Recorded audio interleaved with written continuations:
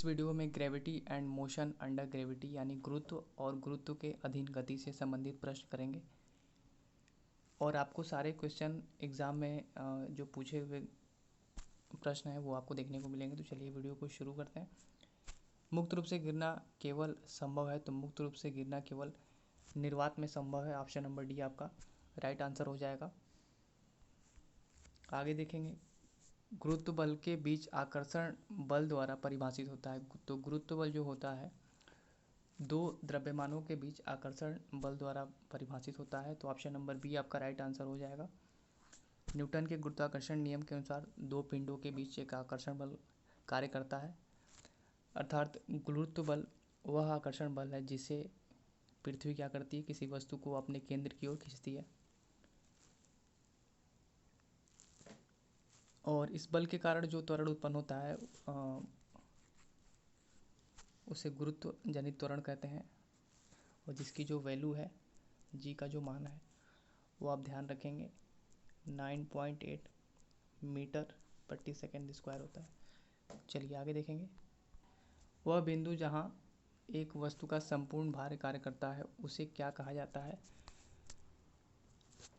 तो उसे गुरुत्वाकर्षण का केंद्र कहेंगे। ऑप्शन नंबर सी आपका राइट आंसर हो जाएगा। नेक्स्ट देखेंगे, आगे क्या पूछा गया है, एक वस्तु का द्रव्यमान 10 किलोग्राम है, पृथ्वी पर इसका भार क्या होगा। जी की वैल्यू आपको दे रखी है। तो आपको पता होगा भार W बराबर क्या होता है, mg, यानी कि द्रव्यमान गुणे गुरुत्वीय त्वरण। इसमें वैल्यू पुट करेंगे। जी की द्रव्यमान कितना है 10, जी की वैल्यू आपको दे रखी है 9.8, गुणा कर देंगे आपका 98 न्यूटन आंसर हो जाएगा। चलिए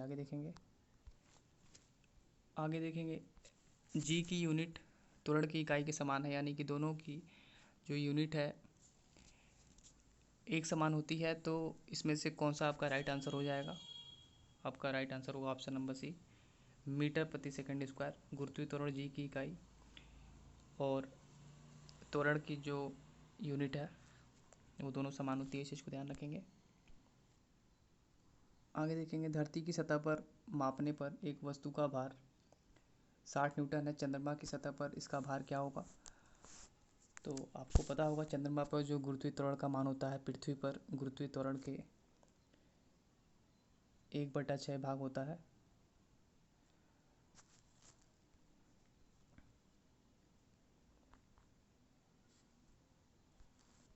चंद्रमा पर वस्तु का भार कितना हो जाएगा, 60 गुणे 1/6, 6 दहा में 60, आपका 10 न्यूटन राइट आंसर हो जाएगा ऑप्शन नंबर ए। चलिए आगे देखेंगे, इनमें से कौन सी एक रासायनिक प्रतिक्रिया नहीं है, तो आपका राइट आंसर हो जाएगा गुरुत्वाकर्षण, ऑप्शन नंबर सी। ग्रेविटेशन जो है वो रासायनिक प्रतिक्रिया नहीं है।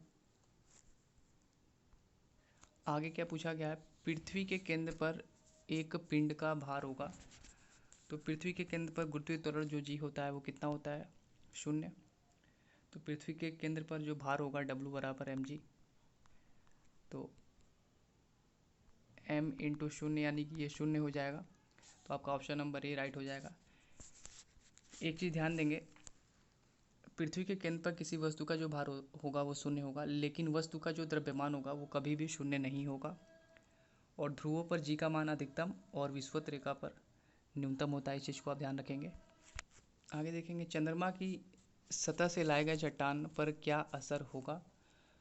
तो आपको मालूम होगा चंद्रमा पर गुरुत्वीय त्वरण जी का मान पृथ्वी पर गुरुत्वीय त्वरण के मान का 1/6 होता है, इसलिए चंद्रमा की सतह से लाए गए चट्टान पर इसके भार में क्या होगा, परिवर्तन होगा। तो ऑप्शन नंबर ए आपका राइट आंसर हो जाएगा। चलिए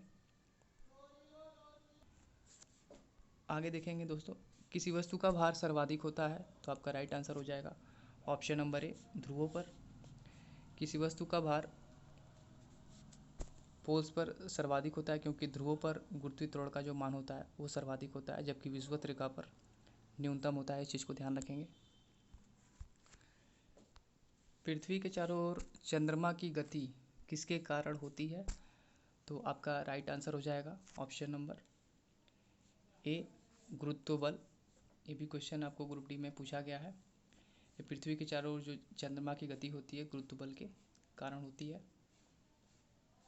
चंद्रमा की सतह और आंतरिक जो संरचना है उसके अध्ययन को सेलेनोलॉजी कहा जाता है। चलिए आगे देखेंगे। आगे क्या पूछा गया है, किसी वस्तु का पृथ्वी की सतह पर द्रव्यमान 60 kg है तो चंद्रमा पर इसका द्रव्यमान कितना होगा। तो आपका राइट आंसर हो जाएगा ऑप्शन नंबर बी 60 kg, क्योंकि किसी वस्तु के स्थान परिवर्तन से द्रव्यमान जो उसका होता है उस पर कोई प्रभाव नहीं पड़ता है। अर्थात वस्तु का द्रव्यमान पृथ्वी पर अगर 60 kg है तो चंद्रमा पर भी 60 ही होगा। चलिए आगे देखेंगे। मुक्त रूप से गिरने के दौरान पिंड किस स्थिति में होता है, तो आपका राइट आंसर हो जाएगा भारहीनता। पिंड का जो भार होता है वो शून्य महसूस होता है जब कोई पिंड स्वतंत्र रूप से नीचे गिराया जाता है, परंतु जो द्रव्यमान होता है वो शून्य नहीं होगा। चलिए आगे देखेंगे। आगे क्या पूछा गया आपसे, स्वतंत्र रूप से लटकती किसी वस्तु का केंद्र कहाँ पर स्थित है, तो आपका राइट आंसर हो जाएगा ऑप्शन नंबर बी लटकाव बिंदु के ठीक नीचे।